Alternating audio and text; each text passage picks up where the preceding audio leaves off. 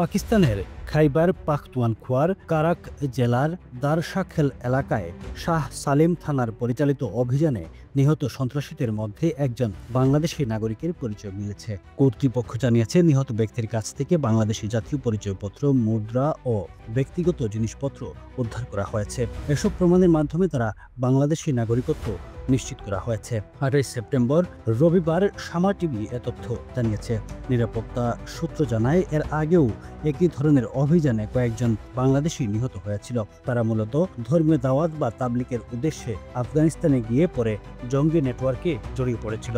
এতে আবারও প্রমাণিত হলো পাকিস্তানের জঙ্গি সংগঠনগুলোতে বিদেশি নাগরিকদেরও সম্পৃক্ততা আছে। শনিবার পরিচালিত এই অভিযানে পাকিস্তানি বাহিনীর নিষিদ্ধ সংগঠন তেহরিক-ই-তালেবান পাকিস্তানের টিটিপি সঙ্গে যুক্ত 17 সন্ত্রাসীকে হত্যা করে। গোয়েন্দা তথ্যের ভিত্তিতে মোল্লা নাজির গ্রুপের অবস্থান শনাক্ত করার পর সেনাবাহিনী, স্পেশাল সার্ভিসেস গ্রুপ এসএসজি ও কাউন্টার টেরোরিজম ডিপার্টমেন্ট টিটিডি যৌথভাবে অভিযান চালায়। 2 দিনব্যাপী এই অভিযানে পাহাড়ি দুর্গম এলাকায় সন্ত্রাসীদের ঘেরাও করা হয়। তীব্র বন্দুক যুদ্ধ শেষে 17 জন নিহত হয় এবং অন্তত 10 জন গুরুতর আহত হয়। সংঘর্ষে পাকিস্তানের নিরাপত্তা বাহিনীর 3 সদস্য আহত হয়েছেন।